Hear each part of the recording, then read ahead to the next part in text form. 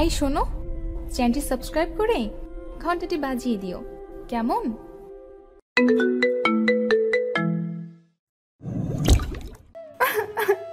আমার পিরিয়ড হয়েছে, প্লিজ আজ আমার সাথে ওসব করেন না।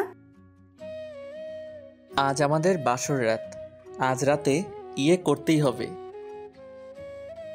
না না প্লিজ, জোর করবেন না। পিরিয়ড অবস্থায় বিয়ের সাজে বসে আছে ১৩ বছরের ছোট্ট বালিকা নাইমা। হঠাৎ করেই তার পিরিয়ড শুরু হয়ে গেল। নাইমা পিরিয়ডের অসহ্য যন্ত্রণায় পেটে হাত দিয়ে কাতরাতে থাকে। নাইমার চোখ থেকে অঝরে পানি পড়ছে। মেয়েটা কাউকে কিছু বলতেও পারছে না। নাইমা এমন অবস্থা দেখে তার মা শিউলি বেগম এগিয়ে আসে। শিউলি বেগম নাইমার মাথায় হাত রেখে বলল, মা, কি হয়েছে তোর? নাইমার সামনে সবাই বসে আছে, তাই নাইমা কোনো উত্তর না দিয়ে তার ঠোঁট দিয়ে নিচের ঠোঁট চাপ দিয়ে ব্যথা সহ্য করার চেষ্টা করে। ব্যাপারটা শিউলি বেগম কিছুটা বুঝতে পারে। সে নাইমাকে নিয়ে অন্য ঘরে চলে যায়। ঘরে নিয়ে শিউলি বেগম নাইমাকে বলল, কিরে, তোর কি কিছু হয়েছে নাকি? তখন নাইমা বলল, মা, আমার পিরিয়ড শুরু হয়েছে, পেটে অসহ্য ব্যথা করছে, আমি এইভাবে বিয়ে করতে পারবো না, তুমি একটু বোঝার চেষ্টা করো। শিউলি বেগম বুঝতে পারে ব্যাপারটা, কিন্তু তার তো কিছুই করার নেই। সে চাইলেও বিয়েটা ভেঙে দিতে পারে না। হঠাৎ করে শোনা যায় বর এসেছে। বর এসেছে কথাটা শুনে নাইমা আঁতকে উঠল। তার মনের ভিতর ভয় ঢুকে গেল। নাইমা কান্না করতে করতে তার মাকে বলল,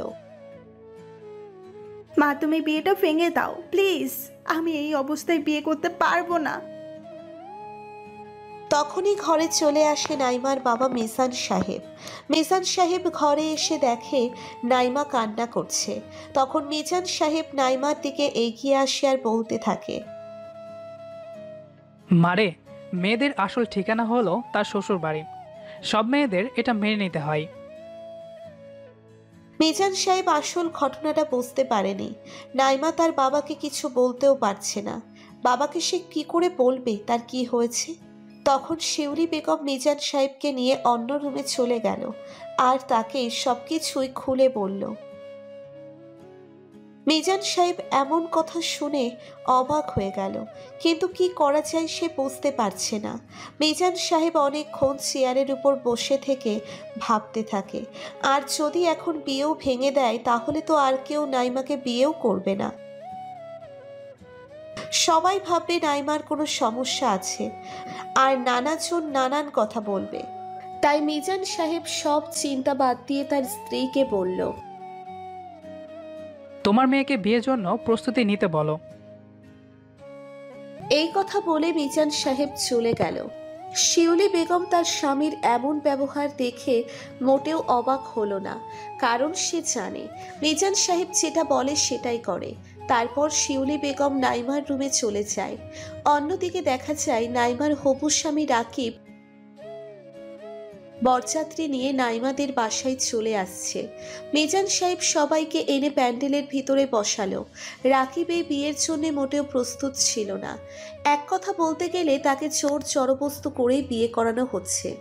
রাকিবের বাবা মা জোরে করেই তাকে বিয়ে দিচ্ছে। মিজান সাহেব সবার সাথে কথা বলে পরিচয় হয়ে নিল। এইদিকে নাইমার মা তার রুমে এসে দেখে নাইমা বসে আছে। নাইমা তার মাকে দেখে বলল, মা, বাবা কি বললো, বিয়েটা কি ভেঙে দিয়েছেন? না মা, তোর বাবাকে তো চিনিস, তিনি এক কথার মানুষ, যা কিছু হয়ে যাক তিনি তার কথা নড়চড় হতে দেবে না। মা, তোমার কেন এত তাড়াতাড়ি আমার বিয়েটা দিতে চাইছো? আমি কি তোমাদের কাছে অনেক বোঝা হয়ে গিয়েছি? আমার তো এখন পড়াশোনা করার বয়স, আমি এই বয়সে কিভাবে এই সংসার সামলাবো? বাবাকে বলো না বিয়েটা ভেঙে দিতে, আমি এই বিয়ে করতে চাই না মা। আবার এইদিকে আমার এই অবস্থা, আমি কিভাবে এইসব অন্য একটা লোককে বলবো? মা, তুমি কিছু একটা করো প্লিজ। আমি আর কি বা করতে পারি, চিন্তা করিস না, সব ঠিক হয়ে যাবে। মা, একটা কাজ করো, আমাকে তোমরা গলা টিপে মেরে ফেলো, আমার আর এসব ভালো লাগছে না। আমি বুঝতে পারছি তোমরা আমাকে তাড়াতে চাইছো, তাই না? আমি বিয়ের পরে কিভাবে একটা অচেনা মানুষকে এসব বলবো, তার উপর ওনার পুরো অধিকার আছে আমার উপর। যদিও আমারও আছে তার প্রতি, তবুও সে যদি চায় আমি কি না করতে পারবো। সে তো আর একটা মেয়ের এই অসহ্যনীয় যন্ত্রণার কথাটা বুঝতে পারবে না। সে তো নিজের ক্ষুধাটা নিবারণ করবে। এতে যে আমার জীবনটা পেরিয়ে যাওয়ার মতো অবস্থা হয়ে যাবে মা। এমনিতেই আমার বয়স অনেক কম, আমি কিভাবে এত কিছু সামলে নেব? হঠাৎ করে শিউলি বেগমকে ডাক দিলেন তার স্বামী। সে উঠে চলে গেল। একা একা রুমের মধ্যে বসে থাকে নাইমা। মেয়েটা অঝরে কান্না করতে থাকে। নাইমা বুঝে গিয়েছে তার এই বিয়ে আর আটকানো সম্ভব না। তাকে এই অল্প বয়সী স্বামীর সংসার করতে হবে। শিউলি বেগম মিজান সাহেবের কাছে গিয়ে বলল, মেয়েটা অনেক কান্নাকাটি করছে। এমনিতে মেয়েটির বয়স অনেক কম, আবার এখন এই অবস্থা। কিছু করার নেই, বরপক্ষ চলে আসছে, কাউকে কোনো কিছু বুঝতে দেওয়া যাবে না। মেয়েকে রেডি করে নিয়ে আসো তাড়াতাড়ি। বরপক্ষ অপেক্ষা করে বসে আছে, সময় নষ্ট করে লাভ নেই। যাও, নাইমাকে নিয়ে আসো। এই কথা বলতে বলে মিজান সাহেব চলে গেলেন। কিছুক্ষণ পরে নাইমাকে নিয়ে প্যান্ডেলের ভিতরে চলে আসলো। নাইমাকে খুব সুন্দর করে সাজানো হয়েছে। ছোট্ট মেয়েটাকে অসাধারণ সুন্দরী লাগছে। নাইমাকে এনে রাকিবের পাশে বসানো হলো। পিরিয়ডের অসহ্য যন্ত্রণা সহ্য করে বসে আছে। একটু পর পর পেটে হাত দিচ্ছে নাইমা। তারপর ইসলামিক নিয়মে তাদের বিয়ে হয়ে গেল। বিয়ের সব কাজ শেষ করে এখন কোণে বিদায় করার সময় হয়ে গিয়েছে। নাইমা তা মাকে জড়িয়ে ধরে কান্না করতে থাকে। শিউলি বেগম তার মেয়েকে সান্ত্বনা দিয়ে বলল, মা, কান্না করিস না, আমাদের কথা মনে পড়লে চলে আসিস। এটা তো নিয়ম। সব মেয়েদের বিয়ের পর আসল ঠিকানা হলো তার স্বামীর বাড়ি। আমিও তো আগে অন্য বাড়ির মেয়ে ছিলাম, দেখবি কিছুদিন পরে সব ঠিক হয়ে যাবে। তারপর মিজান সাহেব নাইমাকে রাকিবের হাতে তুলে দিয়ে বলল, বাবা, নাইমা আমার একমাত্র মেয়ে, তুমি ওকে দেখে রেখো। এই কথা বলতে বলতে মিজান সাহেবের চোখ দিয়ে পানি পড়তে শুরু করলো। নাইমা তার বাবাকে জড়িয়ে ধরে কান্না করতে থাকে। কিছুক্ষণ পরে নাইমাকে নিয়ে তার শ্বশুর বাড়ির দিকে রওনা দিল। 30 মিনিটের মধ্যে রাকিবের বাড়িতে পৌঁছে গেল। দেখতে দেখতে রাত হয়ে গেল। গাড়ি রাত 12টা ছুঁই ছুঁই, কিন্তু রাকিব এখনো বাসর ঘরে আসেনি। একটা রুমের মধ্যে একা একা বসে আছে নাইমা। প্রায় 1 ঘন্টা পার হয়ে গেল। নাইমাকে বাসর ঘরে এনে বসিয়ে রেখেছে, কিন্তু রাকিবের আসার কোনো নাম নেই। এইদিকে নাইমার মনে ভিতরে অজানা ভয় আর পিরিয়ডের অসহ্য যন্ত্রণা নিয়ে বসে আছে। শরীরটাও ভালো লাগছে না। মনে এতটা আশঙ্কা থাকতো না যদি না শরীরটা ভালো থাকতো। আতঙ্কটা ক্ষণে ক্ষণে বেড়েই চলেছে। অচেনা একজন মানুষ, তার উপর ওনার পুরো অধিকার আছে আমার উপর। সে যদি চাই আমি কি না করতে পারবো। সে তো আর একটা মেয়ের এই অসহ্যনীয় যন্ত্রণার কথাটা বুঝতে পারবে না। সে তো নিজের ক্ষুধাটা নিবারণ করবে। এতে যে আমার জীবনটা পেরিয়ে যাওয়ার মতো অবস্থা হয়ে যাবে। এসব ভাবতেই নাইমার ভয় যেন বেড়েই যাচ্ছে। হঠাৎ করে কারোর আসার শব্দ শুনে বুঝতে আর বাকি রইল না রাকিব আসছে। দরজার শব্দ শুনেই নাইমার বুকের ভিতর কেঁপে উঠল। ভয়ে তার পুরো শরীর কাঁপতে থাকে। অবশেষে সব অপেক্ষার অবসান ঘটিয়ে বাসর ঘরে প্রবেশ করল রাকিব। বধূর সাজে 13 বছরের ছোট্ট বালিকাটি মাথায় বড় একটি ঘোমটা দিয়ে বসে আছে। ভয়ে সে নড়াচড়া করার মতো শক্তিটুকুও হারিয়ে ফেলেছে। কিছুক্ষণ পর বরের বেশে রাকিব রুমে প্রবেশ করলো। সে রুমে দরজা লক করতেই দেখল মেয়েটি ঈষৎ কেঁপে উঠল। সব জল্পনা কল্পনার অবসান ঘটিয়ে রাকিব বাসর ঘরে প্রবেশ করলো। রাকিবের হাতে একটা ব্যাগ ছিল। রাকিব ব্যাগটা নাইমার দিকে দিয়ে বলল, এটা তোমার জন্য। আর কতক্ষণ এই মোটা শাড়িটা পরে থাকবে? চেঞ্জ করে নাও এবার। এই কথা বলে রাকিব ওয়াশরুমে চলে গেল ফ্রেশ হওয়ার জন্য। রাকিব চলে যাওয়ার পরে নাইমা ব্যাগটা হাতে নিয়ে খুলে দেখে একটা সুতির ওয়ান পিস জামার সাথে একটা প্লাজো, সাথে একটা প্যাকেট করা জিনিস। প্যাকেট খুলে দেখে যে একটা ন্যাপকিনের প্যাকেট। কিছুক্ষণ নিস্তব্ধ হয়ে বসে রইল নাইমা, মাথায় কিছুই আসছে না। লোকটা বুঝলো কি করে? নাইমার মাথায় শুধু এটাই ঘুরপাক খাচ্ছে। কিছুক্ষণের মধ্যে রাকিবও ফ্রেশ হয়ে বাহিরে আসলো, আর খাটের এক কোণে বসে বসে ফোন টিপছে। কেউ কোনো কথা বলছে না। একটু পরে নাইমা লাজুক কণ্ঠে বলল, আপনি জানেন কিভাবে যে আমার এটা লাগবে? রাকিব একটা মুচকি হাসি দিয়ে বলল, আসলে আমি অনেক আগেই বুঝতে পেরেছিলাম, যখন তোমাকে আমার পাশে বসানো হয়েছিল। আমি তখনই তোমার অস্থিরতা দেখেই বুঝতে পেরেছি। ও, বাট অস্থিরতার তো অন্য কারণও থাকতে পারে, তাই না? বাট বারবার পেটে হাত দেওয়ার কারণ তো আর অন্য কিছুই হতে পারে না। রাকিবের কথা শুনে নাইমা তো পুরোই অবাক হয়ে গেল। নাইমা মনে মনে ভাবতে থাকে, লোকটা তার এত কিছু খেয়াল করলো, অথচ সে বুঝতেও পারেনি। নাইমাকে চুপচাপ থাকতে দেখে রাকিব বলল, ভয় পাওয়ার কিছু নেই, তুমি আমার স্ত্রী। আর সব থেকে বড় কথা হলো, কারো ভালো স্বামী হতে গেলে আগে ভালো বন্ধু হতে হয়। তুমি আমার কাছে তোমার সব কিছু শেয়ার করতে পারো, কোনো সমস্যা হবে না। নাইমা রাকিবের কথা শুনে একটু খুশি হলো। তার ভিতরে ভয় কাজ করছে। রাকিব নাইমাকে বলল, নাম কি তোমার? মেয়েটি কাঁপা কাঁপা কণ্ঠে বলল, জি, আমার নাম নাইমা। রাকিব বুঝতে পারল নাইমা ওকে প্রচণ্ড ভয় পাচ্ছে। তাই সে নাইমার ভয় দূর করার জন্য বলল, মাথায় এত বড় একটা ঘোমটা টেনে রেখেছো কেন? লজ্জায়? নাইমা আগের মতোই কাঁপা কাঁপা কণ্ঠে বলল, জি জি না। তাহলে এমন জড়সড় হয়ে মাথায় বড় একটা ঘোমটা টেনে বসে আছো কেন? নর্মাল ড্রেস পরে নাও। নাইমা তবু আগের মতোই বিছানার এক পার্শ্বে গুটিসুটি মেরে বসে রইল। মেয়েটা খুব ভয় পাচ্ছে, ভয়ে কোনো কথাও বলছে না। নাইমার এমন আচরণে এবার রাকিবের কিছুটা হাসি পেল, কিন্তু সে হাসি চেপে রেখে বলল, ভয় নেই, আমি তোমায় স্পর্শ করব না। তুমি নির্দ্বিধায় ড্রেস চেঞ্জ করে এসে ঘুমাতে পারো। রাকিবের কথাই যেন নাইমা প্রাণ ফিরে পেল। সে গুটি গুটি পায়ে ওয়াশরুমে গেল ড্রেস চেঞ্জ করতে। কিছুক্ষণ পরে নাইমা ড্রেস চেঞ্জ করে এসে খাটের এক কোণে বসে রইল। নাইমার মন থেকে ভয় অনেকখানি কেটে গেল। রাকিব নাইমাকে বলল, এই রাতটা আমাদের জন্য শ্রেষ্ঠ একটা রাত। এই রাতটা স্পেশাল করে রাখতে পারি। আজ আকাশে খুব সুন্দর চাঁদ উঠেছে, সাথে তারাও জ্বলছে। চলো আমরা ছাদে গিয়ে গল্প করি। নাইমা মনে মনে খুব খুশি হয়ে বলল, চলুন, আপনাকেও আমার কিছু বলার আছে। ছাদের এক কোণে দুজনে বসে আছে। রাকিব নাইমাকে বলল, আজ আকাশ ও চাঁদকে যতটা সুন্দর লাগছে, তার চেয়ে বেশি সুন্দর লাগছে তোমাকে।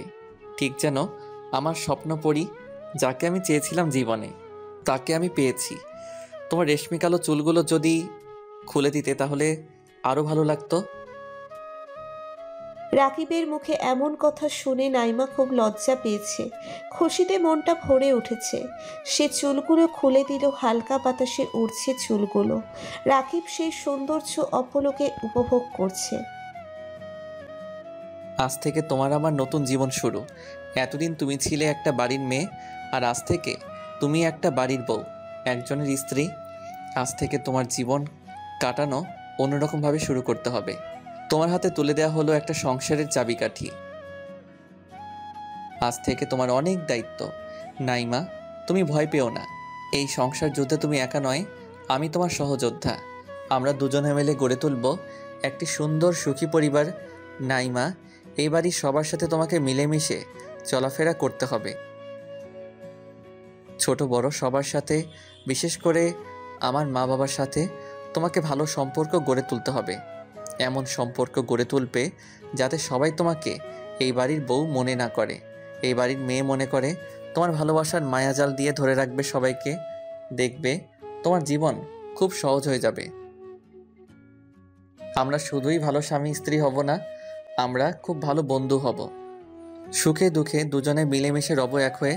সংসার জীবনে অনেক রাগ অভিমান হতে পারে, তাই বলে আমরা ভুল বুঝে একে অপরকে ছেড়ে দূরে যাব না। বিশ্বাস নিয়ে সামনে এগিয়ে যাব। অল্প রাগ, হালকা অভিমান, মাঝে মাঝে একটু ঝগড়া, অটুট বিশ্বাস আর অফুরন্ত ভালোবাসায় ভরপুর থাকবে আমাদের জীবন। আপনি আমার উপর বিশ্বাস রাখবেন, আমার পাশে থাকবেন, ভালোবাসা দিয়ে সুখ দুঃখে বুকে আগলে রাখবেন। আজ থেকে এই সংসারের দায়িত্ব আমার।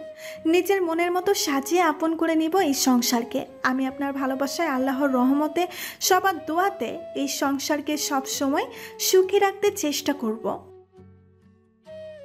তোমার কথা শুনে আমার মন ভরে গেল। এবার তোমার কথা বলো। আমাকে খুব ভালোবাসতে হবে, কখনো অবহেলা করতে পারবেন না। আপনার বুকে ঠাঁই দিবেন আমাকে। আমি আপনাকে খুব শাসন করব, জ্বালাবো আপনাকে। অনেকটা অগোছালো থাকতে হবে, আমি গুছিয়ে দেব। আপনার কাছ থেকে আমি বেশি কিছু চাই না। আমার ছোট্ট ছোট্ট আবদারগুলো পূরণ করলে আমি খুশি হব। আপনার ক্লান্ত মুখের ঘাম আমার শাড়ির আঁচল দিয়ে মুছতে দিবেন। তাড়াতাড়ি বাসায় ফিরবেন, আমার চুলের খোপায় বেলি ফুল গেঁথে দিবেন।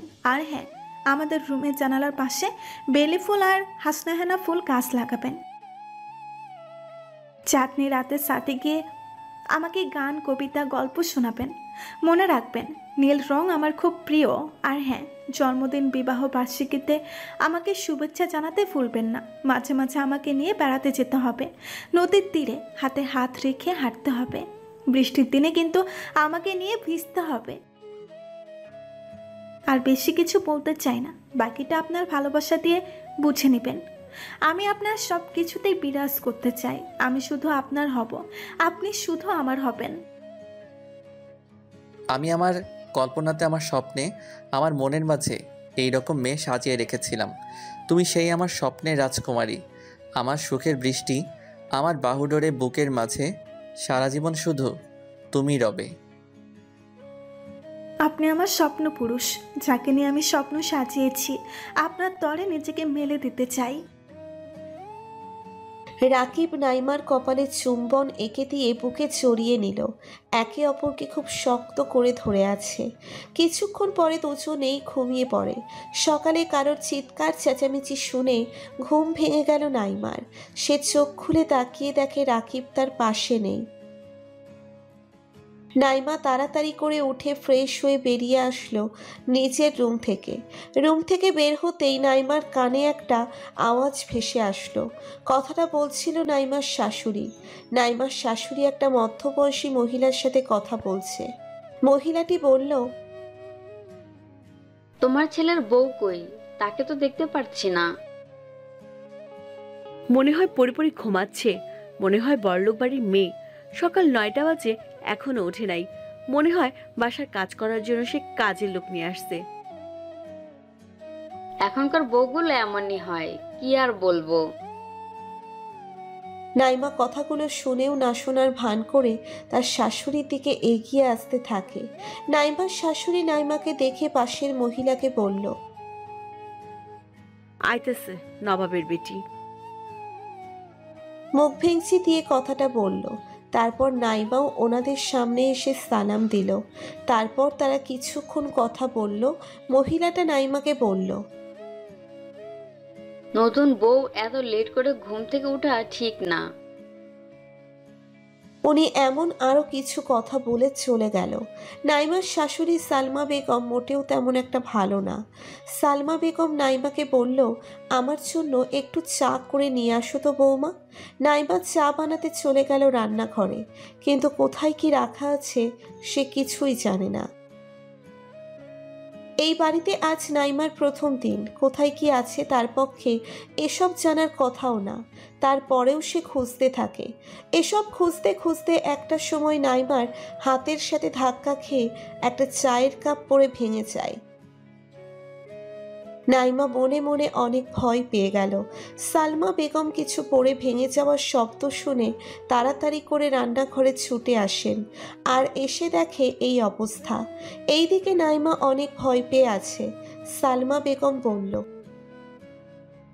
কিভাবে ভেঙে গেল এটা?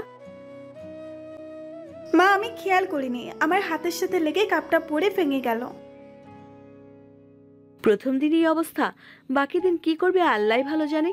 ঠিকঠাক ভাবে কি কাজ করতে পারো না? সামান্য একটু চা বানাতে বললাম, এর জন্য এত কিছু? নাইমা মাথা নিচু করে দাঁড়িয়ে আছে। সালমা বেগম নাইমাকে আরো অনেক কথা বলে চলে গেল। একটু পরে নাইমা নিচের রুমে গিয়ে মন খারাপ করে বসে থাকে। অনেকক্ষণ পরে রাকিব বাসায় ফিরে আসে। রাকিব বাসায় এসে দেখে নাইমা মন খারাপ করে বসে আছে।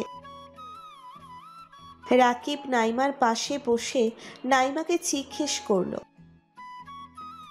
কি হয়েছে তোমার? মন খারাপ কেন? কই মন খারাপ, ঠিক আছে আমি। আপনি ঘুম থেকে কখন উঠলেন? আমি তো সকাল 7টায় ঘুম থেকে উঠে গিয়েছি। কেন, কি হয়েছে? কিছু হয়নি, আপনি আমাকে ডাকেন নাই কেন? আসলে অনেক রাতে ঘুমালে, তাই ভাবলাম আরও কিছুক্ষণ ঘুমাও, তাই আর ডাক দিলাম না। আচ্ছা, আমি ফ্রেশ হব। আর হ্যাঁ, আমরা বিকালে ঘুরতে যাব, ঠিক আছে? রাকিবের মুখে ঘুরতে যাওয়ার কথা শুনে অনেক খুশি হয়ে গেল নাইমা। ফ্রেশ হয়ে রাকিব বের হয়ে আসলো ওয়াশরুম থেকে।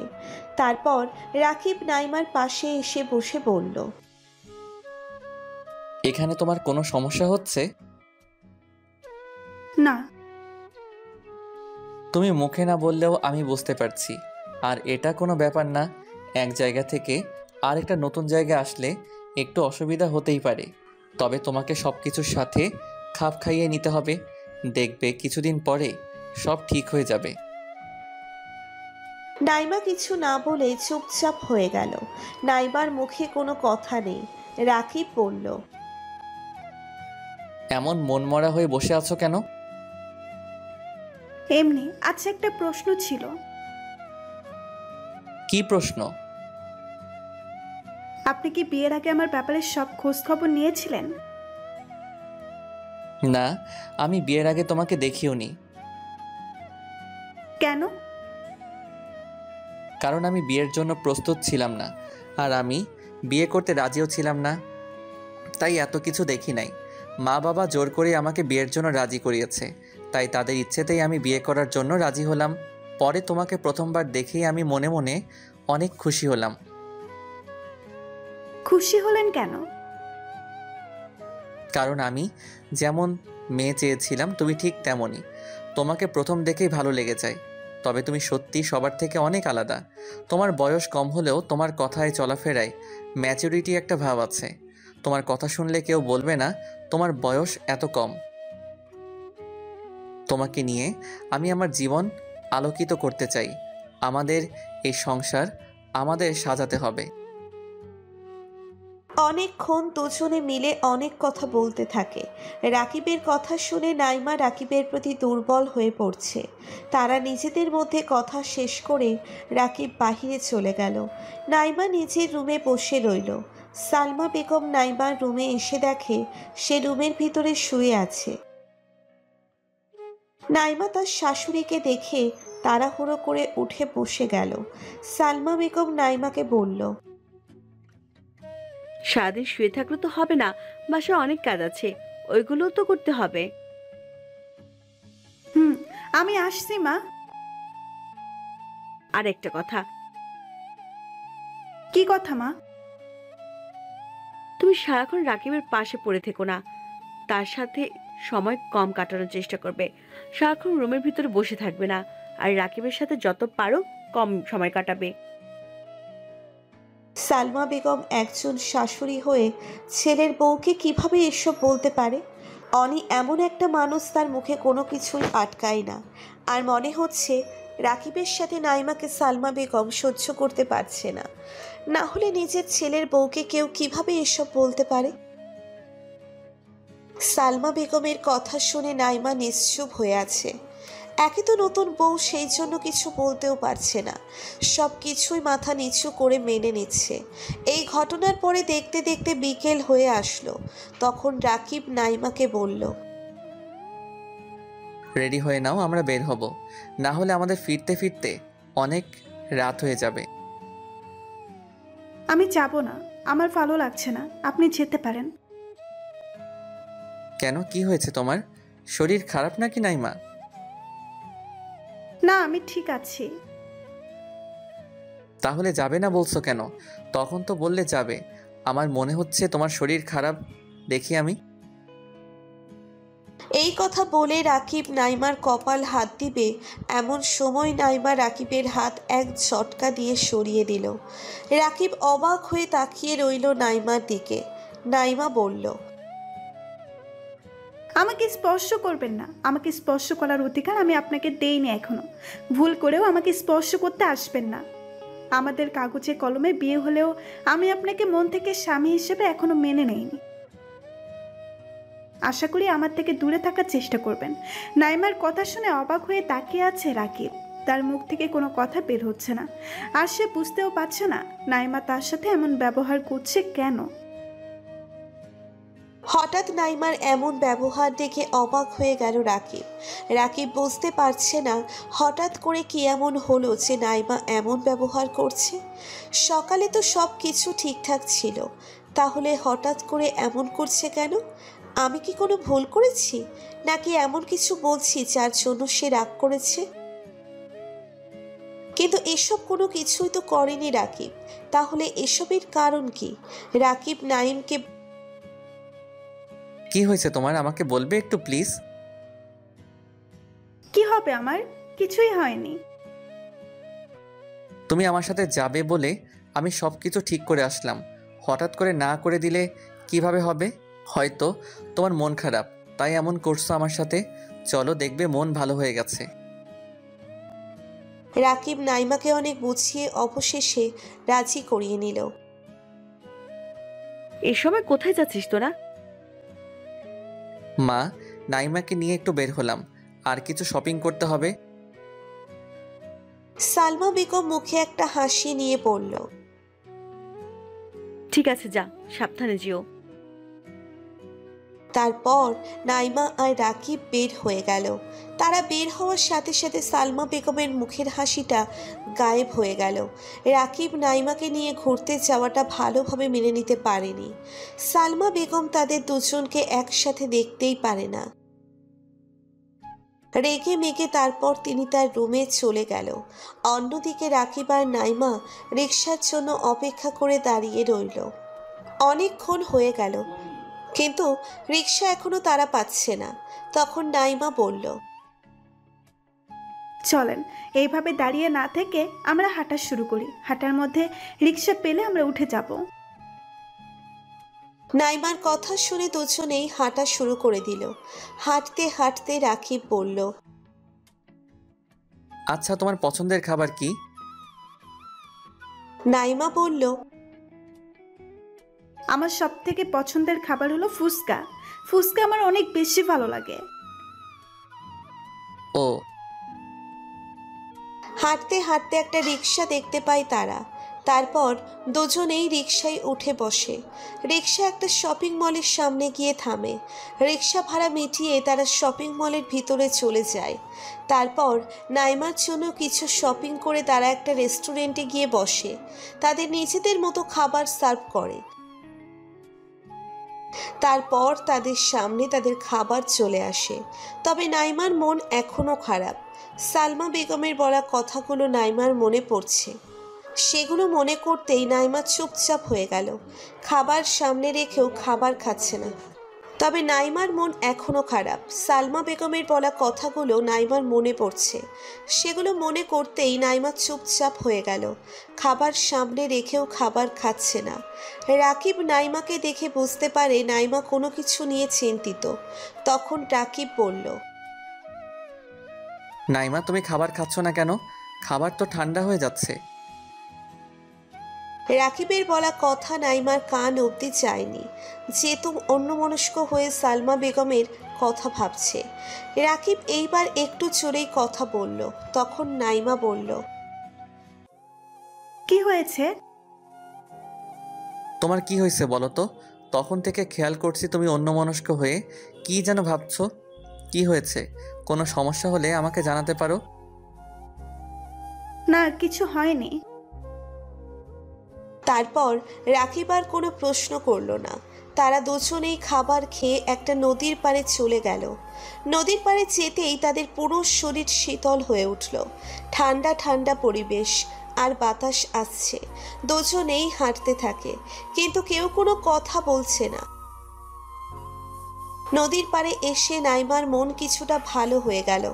রাকিব নাইমার দিকে তাকাতেই দেখে বাতাসের সাথে নাইমার চুলও হাওয়ায় ভাসছে। খুব সুন্দর লাগছে নাইমাকে। হঠাৎ করে নাইমা একটা ফুচকার দোকান দেখে নিজের অজান্তেই এই প্রথম সে রাকিবের হাত ধরে ফেলল। নাইমার হাতের ছোঁয়ায় রাকিব শিউরে ওঠে। নাইমা ব্যাপারটা বুঝতে পারে আর সে রাকিবের হাত ছেড়ে দিয়ে সরি বলে এক দৌড়ে চলে গেল ফুচকার দোকানের দিকে। আর এই দিকে বেচারা রাকিব তার হাতের দিকে তাকিয়ে আছে। নাইমা একা একা ফুচকা খাচ্ছে, খেতে খেতে 2 প্লেট খাইছে। তাও সে রাকিবকে জিজ্ঞেস করলো না সে খাবে কিনা। তারপর খাওয়া দাওয়া শেষ করে তারা বাসায় চলে গেল। বাসায় গিয়ে ফ্রেশ হয়ে রাকিব বাসা থেকে বের হয়ে চলে গেল। একটু পরে সালমা বেগম নাইমার রুমে আসে। সালমা বেগমকে দেখেই নাইমা খাটের ওপর থেকে নেমে দাঁড়িয়ে গেল। নাইমা বলল, মা, কিছু লাগবে নাকি? কিছু লাগবে না। তোমাকে আমি কি বলেছিলাম ভুলে গেলে? তোমাকে না বলছি রাকিবের সাথে কম মিশতে? জি, আমি ওনার সাথে যেতে চাইনি, উনি আমাকে জোর করেই নিয়ে গিয়েছে। সব বুঝি আমি, তুমি না চাইলে রাকিব কোনোভাবেই নিতে পারে না। যাই হোক, ওয়াশরুমের ভিতর কিছু জামা কাপড় রেখে এসেছি, এসব একটু ধুয়ে রেখে দিও। সালমা বেগমের কথা মতো নাইমা সব জামা কাপড় ধুয়ে রেখে নিচের রুমে চলে যায়। আবার নাইমাকে বসে থাকতে দেখে সালমা বেগম বলল, এইভাবে শুয়ে বসে থাকলে বাসার কাজকর্ম কে করে দিবে? তোমার বাবা এসে করবে? সালমা বেগমের কথা শুনে নাইমা রেগে গিয়ে বলল, আপনাদের বলার সেটা আমাকে বলবেন। আমার বাবাকে কেন টানেন? আমার বাবাকে নিয়ে কোনো কথা বলবেন না। বাবার জন্য যদি এত টান হয়, বাসার কাজ ফেলে রেখে সারাদিন রুমে বসে থাকো কেন? বাসায় কি তোমার আম্মু তোমাকে কিছুই শিখায়নি? আল্লাহই জানে তোমাকে কোন পরিবার থেকে তুলে নিয়ে আসছে। দেখুন মা, আমার পরিবার নিয়ে কথা বলবেন না, কারণ আমার পরিবার আমাকে এমন কোনো খারাপ শিক্ষা দেয়নি। আমি আমার মা বাবার কাছে সবসময় ভালো শিক্ষা নিয়েছি। তোমার এত বড় সাহস, আমার মুখে মুখে কথা বলছো? আজকে রাকিব বাসায় আসুক, তারপর একটা কিছু হবে। হয়তো এই বাড়িতে তুমি থাকবে, না হয় আমি থাকবো। এই কথা বলেই সালমা বেগম নিচের রুমে চলে যায়। একটু পরে রাকিব বাসায় ফিরে আসতেই নাইমার নামে রাকিবকে অনেক কথা বলতে থাকে। রাকিব তার মায়ের মুখে এসব শুনে সে রাগ করে নিচের রুমে চলে যায়, কিন্তু সে নাইমাকে কিছুই বলে না। খাবার না খেয়ে ঘুমিয়ে পড়ে রাকিব। নাইমা রাকিবকে খাওয়ার জন্য ডাক দিলে রাকিব খাবো না বলে ঘুমিয়ে পড়ে। তারপর থেকে রাকিব নাইমার সাথে আগের মতো কথা বলে না। দরকার ছাড়া কথা খুব কমই বলে দুজনে। নাইমার বাবা রাকিবকে ফোন দিয়ে বলল তাদের ওই বাড়ি থেকে ঘুরে আস। তখন রাকিব ভাবল যে নাইমা ওই বাড়ি থেকে ঘুরে আসলে ঠিক হয়ে যাবে, মনও ভালো হয়ে যাবে। রাকিব নাইমাকে সেটা বলল। নাইমা যাওয়ার জন্য রাজি হলো। সেদিন রাতে রাকিব তার মাকে বলল তারা কাল সকালে নাইমাদের বাসায় যাবে। এই কথা শুনে মনে হয় সালমা বেগমের গায়ে আগুন ধরে গেল। তিনি আর কোনো কিছু না বলে খাওয়া দাওয়া শেষ করে নিচের রুমে গিয়ে ভাবতে থাকে কিভাবে ওদের যাওয়া আটকানো যায়। সালমা বেগমের মনের ভেতর একটা ভয় কাজ করে, ওই বাড়িতে গেলে যদি তাদের মধ্যে আবার সব ঠিকঠাক হয়ে যায়, আর যদি তারা দুজনেই একসাথে বেশি বেশি সময় কাটায়। সালমা বেগম প্ল্যান করতে থাকে কিভাবে এদের যাওয়া আটকে দেওয়া যায়। সালমা বেগম সারা রাত এটা ভাবতে থাকে, আর তার মাথায় একটা শয়তানি বুদ্ধিও চলে আসে। সালমা বেগম সকালের অপেক্ষা করতে থাকে। সালমা বেগম ভাবতে থাকে কিভাবে নাইমা আর রাকিবকে আটকানো যায়। শুয়ে পরিকল্পনা করতে থাকে, তার মাথায় একটা শয়তানি বুদ্ধি চলে আসে। তারপর তিনি ঘুমিয়ে পড়ে। অন্যদিকে নাইমা আর রাকিব চুপচাপ হয়ে আছে, কেউ কারোর সাথে কথা বলছে না।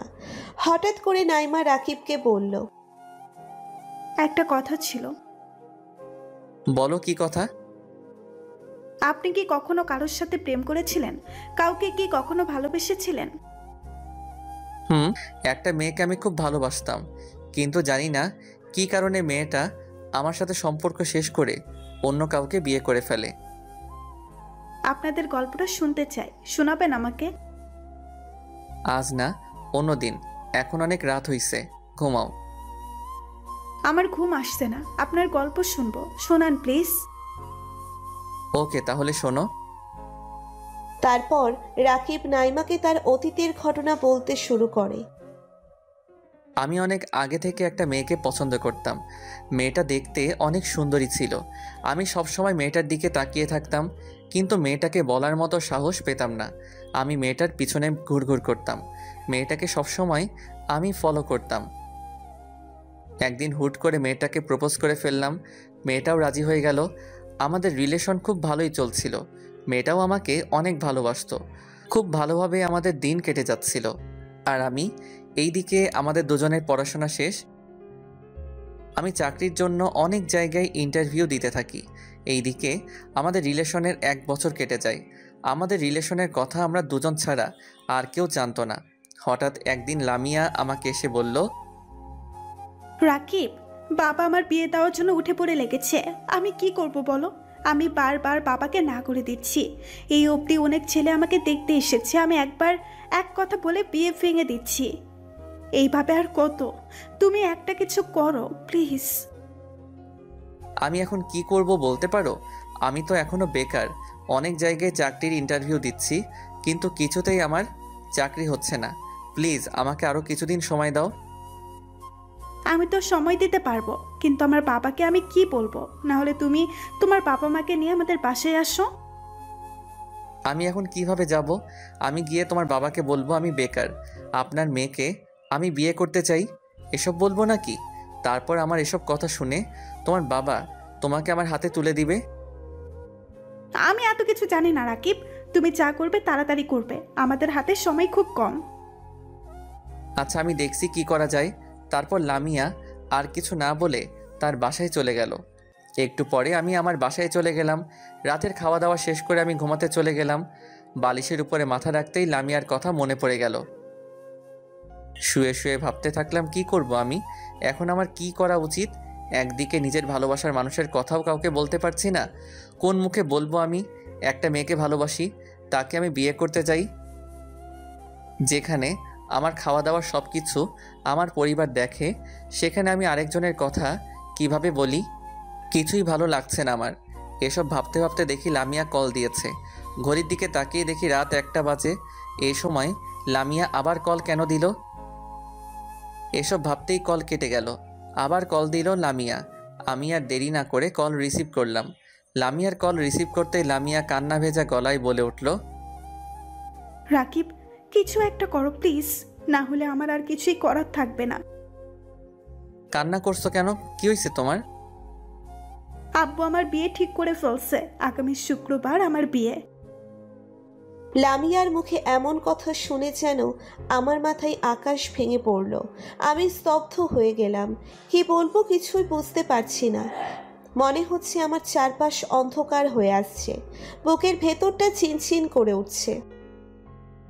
চুপ হয়ে আছো কেন? আমি তোমাকে ছাড়া অন্য কাউকে নিজের স্বামী বলে মেনে নিতে পারবো না। আমি তোমার সাথে দেখা করতে চাই। কাল বিকালে একটু দেখা করবে প্লিজ? আচ্ছা ঠিক আছে। এখন রাখলাম, কান্না করো না, সব ঠিক হয়ে যাবে। আচ্ছা। তারপর ফোন রেখে দিলাম। আমার চোখের পানি টলমল করছে। আমি কি করব কিছুই বুঝতে পারছি না। এতদিন চেষ্টা করার পরেও আমি একটা চাকরি জোগাড় করতে পারিনি। আমার ভাগ্যটা এত খারাপ হবে ভাবিনি আমি। ঘুমানোর চেষ্টা করেও ঘুমাতে পারছি না, কিছুতেই চোখে ঘুম আসছে না। লামিয়ার মুখটা বারবার ভেসে উঠছে। রাতটা কিভাবে কেটে গেল বুঝতে পারিনি। পরের দিন লামিয়ার সাথে দেখা করতে চলে গেলাম। দেখি লামিয়া আমার আগে এসে বসে আছে। লামিয়াকে দেখে আমার খুব খারাপ লেগে উঠল। মেয়েটির চোখ পুরো ফুলে আছে, দেখে বোঝা যাচ্ছে মেয়েটা সারা রাত কান্না করে কাটিয়ে দিয়েছে।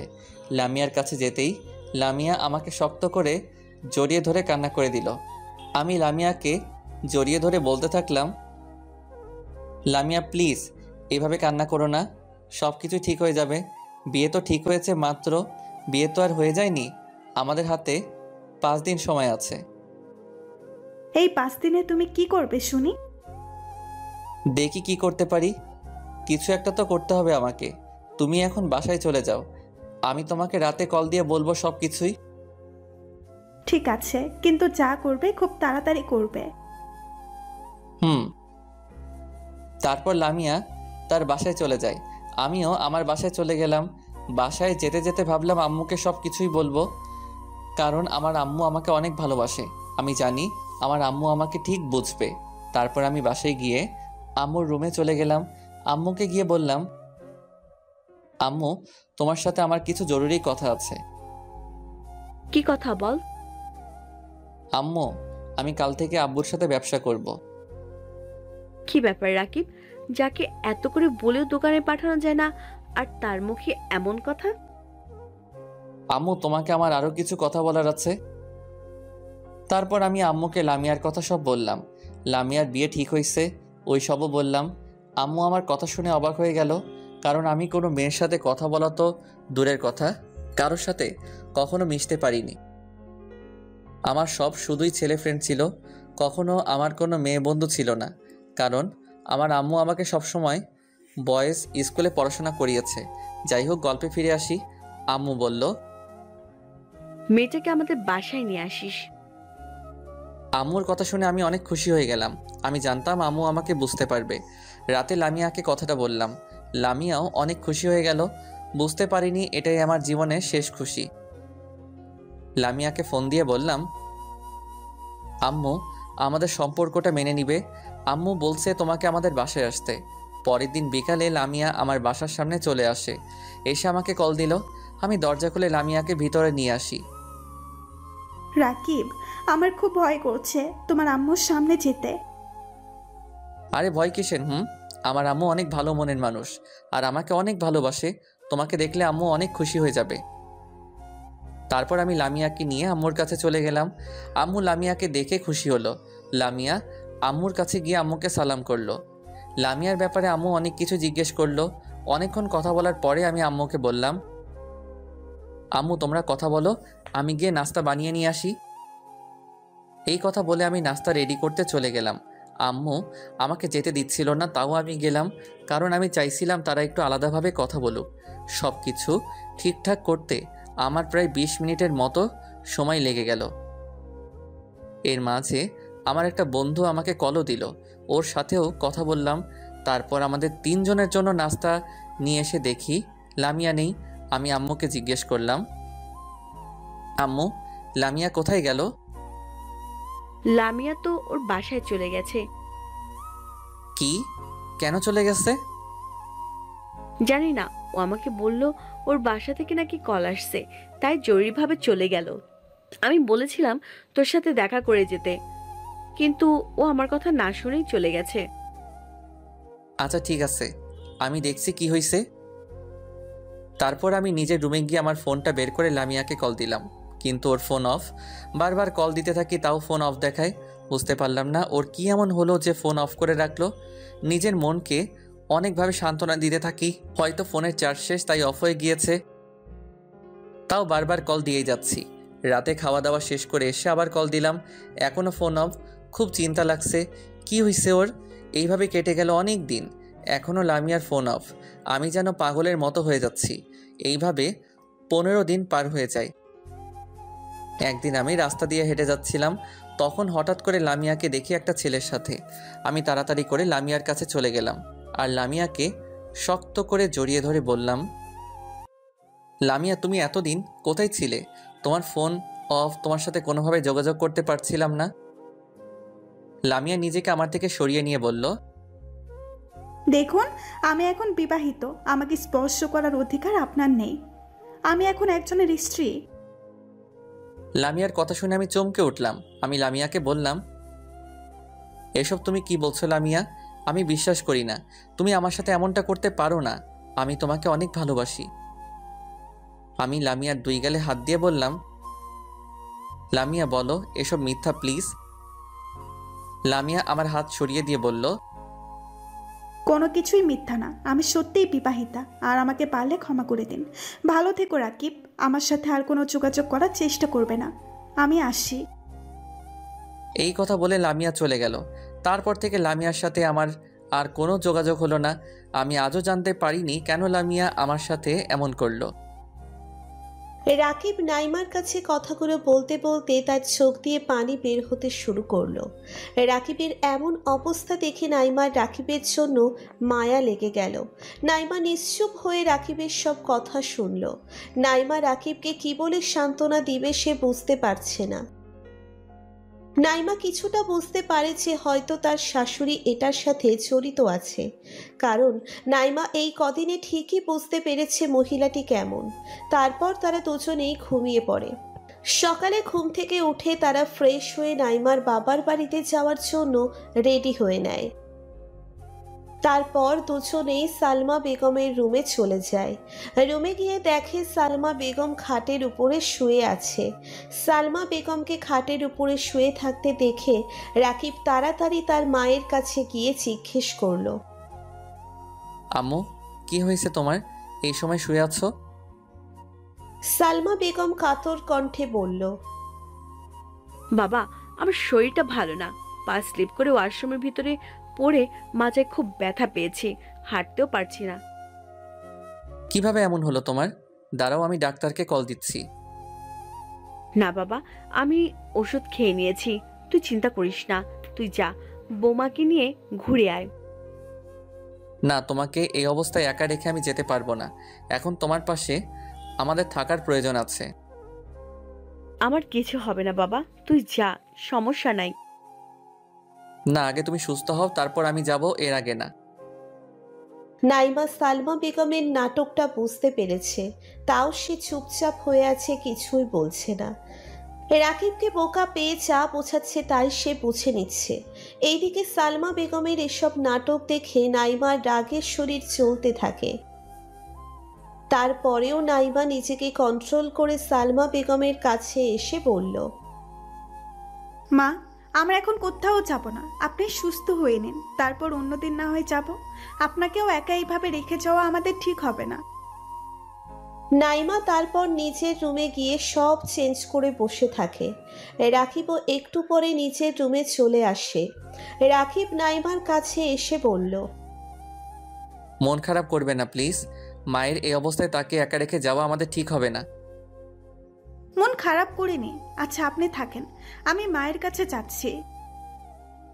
রাকিবকে রুমের ভিতরে রেখে নাইমা সালমা বেগমের রুমের দিকে চলে যায়। দরজার সামনে যেতেই দেখে সালমা বেগম খুব খুশি হয়ে আছে, আর সে যে অসুস্থ সেটা মোটেও বোঝা যাচ্ছে না। নাইমা যেটা অনুমান করছে তাহলে সেটাই ঠিক হলো। নাইমা মনে মনে ভাবতে থাকে, অনেক হয়েছে নাটক, আর না। এইবার এই বজ্জাত মহিলাকে শায়েস্তা করতে হবে। নাইমা এসব মনে মনে ভাবতে থাকে। তারপর নাইমা একটু পেছনে এসে জোরে জোরে পায়ের শব্দ করে সালমা বেগমের রুমের দিকে আসতে থাকে, যেন সালমা বেগম বুঝতে পারে কেউ আসছে। সালমা বেগম আবার অসুস্থতার নাটক করে শুয়ে থাকে। নাইমা সালমা বেগমের এসব নাটক আর সহ্য করতে পারছে না। তারপর সে নিজেকে কন্ট্রোল করে রাখে। সালমা বেগমকে বলল। এই কথা শুনে নাইমা মনে মনে বলল, মা, আপনার কি কিছু লাগবে? আমাকে বলুন, আমি এনে দিচ্ছি। না, এখন কিছু লাগবে না, তবে আমার হাত পাও খুব ব্যথা করছে, যদি একটু টিপে দিতে। গলা ব্যথা করছে না? গলা ব্যথা করলে তো গলাও টিপে দিতে পারতাম। কি আর করার, নাইমা সালমা বেগমের হাত পাও টিপতে থাকে। এমন সময় রাকিব এসে দেখে নাইমা তার মায়ের সেবা যত্ন করছে। সালমা বেগম বলল, থাক মা, আর লাগবে না, এখন একটু ভালো লাগছে আমার। তারপর নাইমা খাট থেকে নামতে গিয়ে ইচ্ছে করে পড়ে যাওয়ার অভিনয় করে রাকিবকে জড়িয়ে ধরে একটা কিস করে দেয়। এই অবস্থা দেখে রাকিব তো লজ্জা পেয়ে রুম থেকেই বের হয়ে চলে যায়। নাইমা বের হওয়ার সময় তার শাশুড়ির দিকে তাকিয়ে দেখে অবস্থা খারাপ। রাগে ফুসফুস করে ফুলতে থাকে। নাইমা একটা মুচকি হাসি দিয়ে রুম থেকে বের হয়ে চলে আসে। নাইমা সালমা বেগমের রুম থেকে বের হয়ে যাবার পরে সালমা বেগম রেগে আগুন হয়ে যায়। সালমা বেগম এবার নতুন করে পরিকল্পনা করতে থাকে কিভাবে রাকিবের কাছে নাইমাকে খারাপ সাজানো যায়। এইদিকে নাইমা আর রাকিব রুমে বসে আছে, কেউ কোনো কথা বলছে না। তখন নাইমা তার শাশুড়িকে দেখিয়ে কিস করলেও এখন সে অনেক লজ্জা পেয়ে আছে। কিছুক্ষণ পরে দুপুরের খাবার খেতে চায় সবাই। রাকিব গিয়ে তার মাকে নিয়ে আসে খাবার টেবিলে। নাইমা সালমা বেগমকে দেখিয়ে দেখিয়ে বলল, শোনেন, আপনি বিকেলে বাজারে গিয়ে আমার জন্য কিছু ফুল নিয়ে আসবেন আর ভালো কিছু খাবার। নাইমার কথা শুনে রাকিব অবাক হয়ে গেল। হঠাৎ করে নাইমা এই প্রথম তার কাছে কিছু আবদার করলো। রাকিব আরও বেশি অবাক হয়ে গেল নাইমার কথা শুনে। নাইমা রাকিবকে বলল, আপনাকে আমি আজ নিজের হাতে খাইয়ে দেব, ঠিক আছে? রাকিব অনেক লজ্জা পেয়ে গেল। আর এইদিকে তো সালমা বেগম কোনো কথাও বলতে পারছে না। তার পুরো শরীরে তো রাগে আগুন ধরে যাচ্ছে। সালমা বেগমের এমন অবস্থা দেখে নাইমা মনে মনে হাসতে থাকে। তারপর কোনো রকম ভাবে খাওয়া দাওয়া শেষ করে সবাই নিজেদের রুমে চলে গেল। একটু পরে রাকিব বাহিরে চলে গেল নাইমার বলা জিনিসগুলো কিনতে। সালমা বেগম এই সময়ের অপেক্ষা করেছিল কখন রাকিব বাহিরে যাবে। রাকিব বের হওয়ার কিছুক্ষণ পরে সালমা বেগম নাইমাকে ডেকে তার রুমে নিয়ে গেল। জি মা, বলুন, কিছু লাগবে নাকি আপনার? তোমাকে আমি কি বলেছিলাম মনে নেই? কি বলছিলেন মা? তোমাকে না বলছি রাকিবের থেকে দূরে থাকতে, রাকিবের সাথে কম মিশতে। তুমি তো আমার কোনো কথাই রাখছো না। আপনার সব কথা আমাকে মেনে নিতে হবে কেন? আর উনি আমার স্বামী, ওনার সাথে আমার যা খুশি তাই করব। আপনি কেন আমাকে এসব বলেন? যদি ছেলেকে নিজের আঁচলের মধ্যে রাখতে চান তো তাকে বিয়ে কেন করালেন? তোমার সাহস তো কম না, তুমি আমার মুখে মুখে তর্ক করছো। আজকে রাকিব বাসায় আসুক, তারপর দেখো তোমার কি অবস্থা হয়। আপনাকে আমি সম্মান করি, তার মানে এই নয় যে আপনি আমাদের সব কিছুতেই কথা বলবেন। আপনি কেন আমাদের সম্পর্ক নিয়ে কথা বলবেন? আপনার জন্য আপনার ছেলে অনেক কষ্ট পেয়েছে। আপনার ছেলে আপনাকে ভালোবাসে আর বিশ্বাস করে বলে আপনি তার বিশ্বাস নিয়ে খেলা করছেন। আপনি কেমন মানুষ যে নিজের সন্তানকে হাসি খুশি দেখতে পারেন না? আপনি তো মা না, মা নামের কলঙ্ক। এই যে আপনাদের মতো কিছু মায়েদের জন্য একটা পরিবার নষ্ট হয়ে যায়। আপনার মতো মা থাকা যে না থাকাই ভালো। নাইমা এসব বলছে এমন সময় রাকিব এসে পড়ে।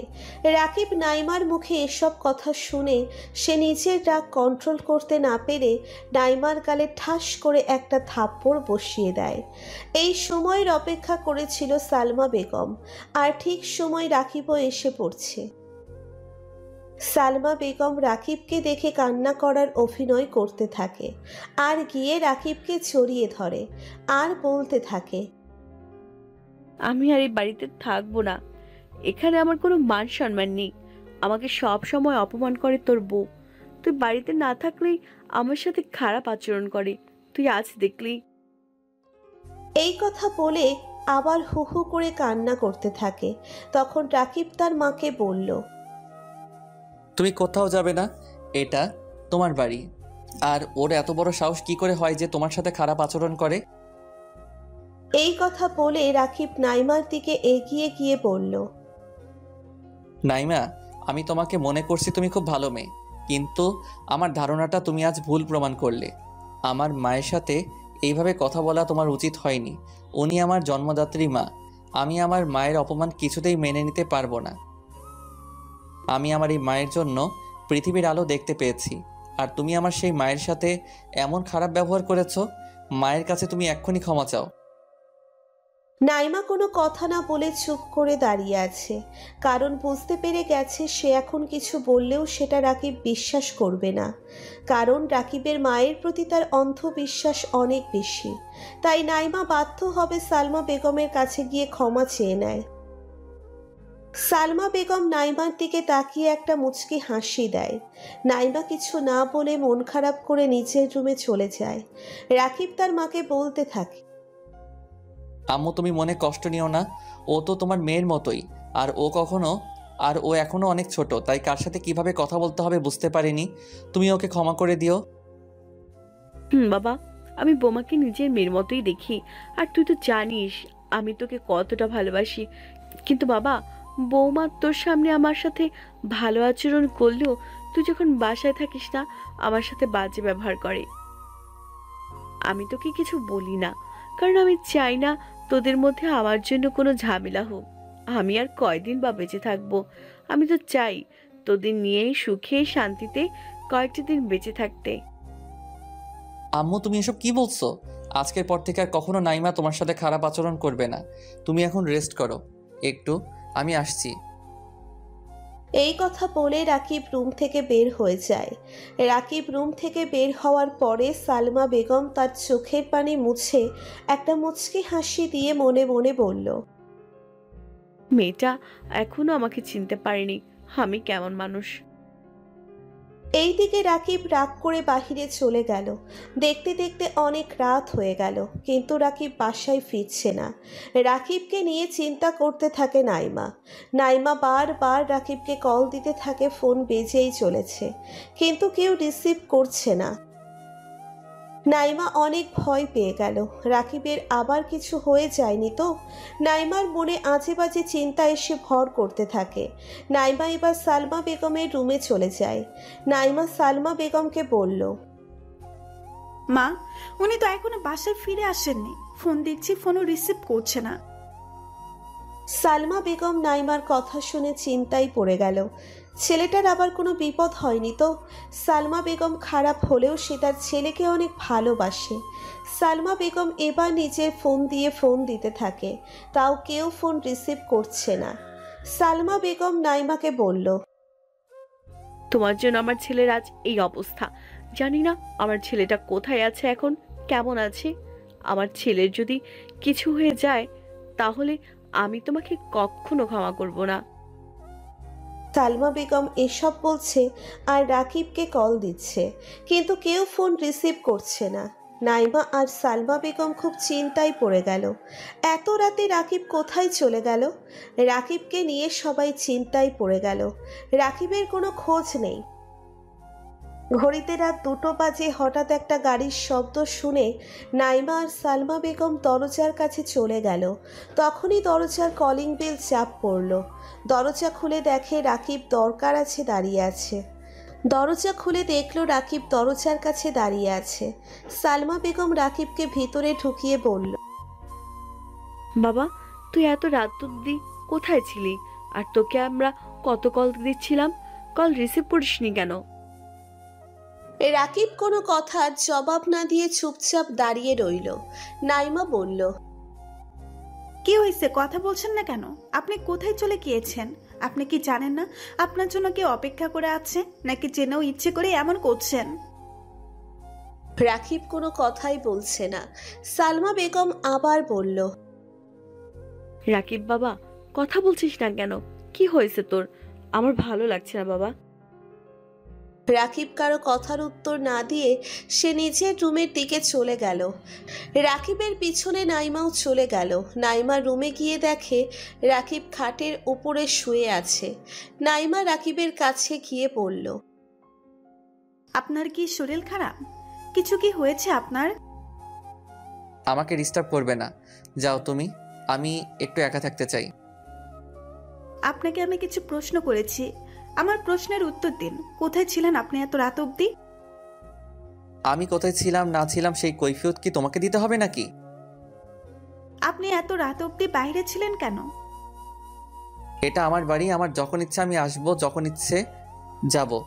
আমার কোনো ব্যাপারে কথা বলতে আসবে বা নেক্সট টাইম থেকে। এই কথা বলে রাকিব আবার খাটের উপরে শুয়ে গেল আর নাইমা দাঁড়িয়ে কান্না করতে থাকে। রাকিবের এমন ব্যবহারে নাইমা খুব কষ্ট পেয়েছে। নাইমার চোখ দিয়ে টপ টপ করে পানি পড়তে থাকে। নাইমা কিছুতেই ঘুমাতে পারছে না। রাকিবের বলা কথাগুলো নাইমার কানে বারবার বেজেই যাচ্ছে। দেখতে দেখতে সকাল হয়ে আসলো। নাইমা কাউকে কিছু না বলে নিজের জামা কাপড় গুছিয়ে নিয়ে বাসা থেকে বের হয়ে গেল আর সে সোজা তার বাপের বাড়িতে চলে যায়। রাকিবের কথায় অনেক বেশি কষ্ট পেয়েছে মেয়েটা, তাই কাউকে কিছু না বলে সকাল সকাল বাপের বাড়িতে চলে গেল। নাইমা তার বাড়িতে গিয়ে দরজার কলিং বেলে চাপ দেওয়ায় অনেকক্ষণ পরে তার মা এসে দরজা খুলে নাইমাকে দেখে অবাক হয়ে যায়। কি রে মা, এত সকাল সকাল তুই এখানে? আর তুই একা কেন? তোর স্বামীকেও তো দেখতে পাচ্ছি না। আমি একা এসেছি, আমার সাথে কেউ আসে নাই, আর আমি কাউকে না জানিয়েই চলে আসছি ওখানে। কেন, কি হয়েছে হঠাৎ করে যে তুই কাউকে না জানিয়ে চলে আসলি? আমি আসাতে মনে হয় তোমার সমস্যা হচ্ছে, তাহলে আমি চলে যাচ্ছি। আরে দাঁড়া, আমি কি সেটা বলছি নাকি? কি রে, তুই এত সকাল সকাল এখানে? আর জামাই কই? আমি একাই আসছি, আর আমি যেখানে আসছি ওইটা কেউ জানে না। কি হয়েছে? ওখানে কি কোনো সমস্যা হয়েছে? না। তাহলে কাউকে না বলে চলে আসলি? তোকে নিয়ে চিন্তা করবে না তারা?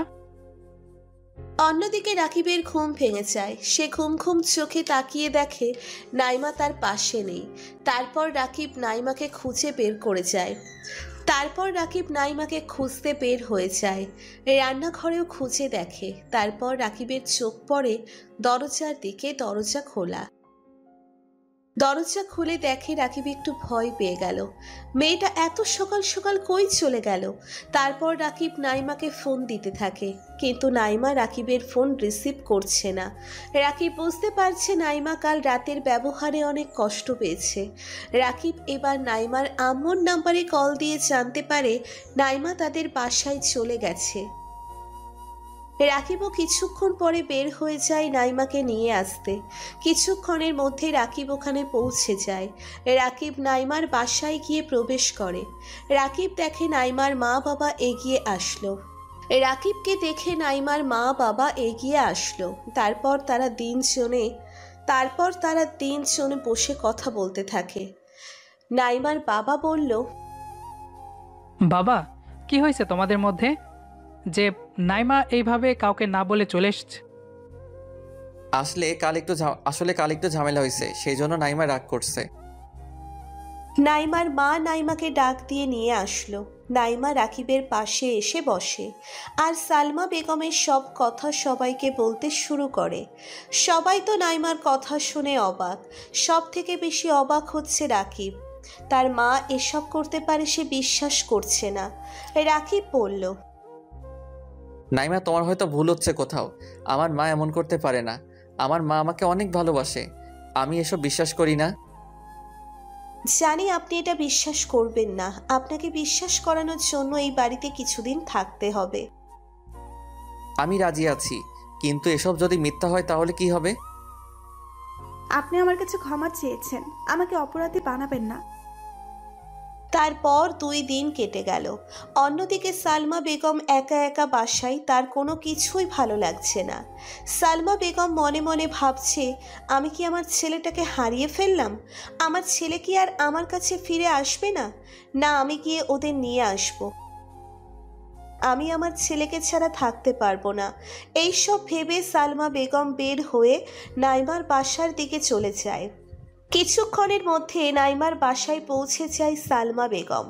সালমা বেগম দরজার কলিং বেলে চাপ দিতেই নাইমার মা এসে দরজা খুলে দেখে সালমা বেগম। নাইমার আম্মু তাড়াতাড়ি করে সালমা বেগমকে বাসার ভিতরে নিয়ে আসে।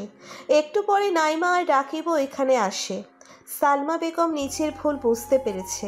সালমা বেগম নাইমার কাছে গিয়ে বলল, বোমা, আমি তোমার সাথে অনেক অন্যায় করেছি, তার জন্য আমি সত্যি অনুতপ্ত। আমাকে তুমি ক্ষমা করে দিও। আপনি আপনার ভুল বুঝতে পেরেছেন, সেটাই অনেক।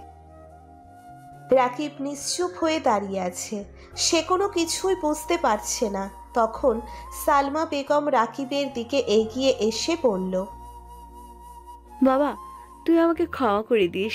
আমি তোকে হারিয়ে ফেলার ভয়ে কোনো মেয়ের সাথে মিশতে দেইনি, এবং তোর ভালোবাসার মানুষ লামিয়াকেও আমি তাড়িয়ে দিয়েছিলাম। আমি চাইনি তুই কারো মায়ে পড়ে আমাকে ভুলে যাস। আমি সেজন্য নাইমার সাথেও অনেক অন্যায় করেছি, যেটা আমার মা হয়ে করা উচিত হয়নি।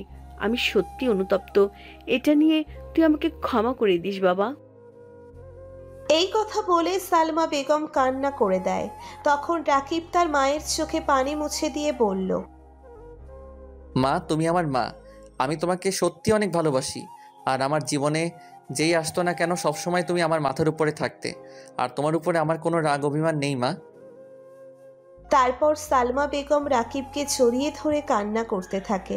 তারপর নাইমাকে নিচের দিকে ডেকে এনে ছেলে আর ছেলের বউকে জড়িয়ে ধরে দুইজনের কপালে চুমু খায় সালমা বেগম। তারপর থেকে তাদের জীবন খুব ভালোভাবে চলতে থাকে। এটি শিক্ষামূলক গল্প। গল্পটি আপনাদের কাছে কেমন লেগেছে অবশ্যই জানাবেন। নিয়মিত গল্প শুনতে আমাদের পেজটি ফলো করুন ও ইউটিউব চ্যানেলটি সাবস্ক্রাইব করুন। ধন্যবাদ।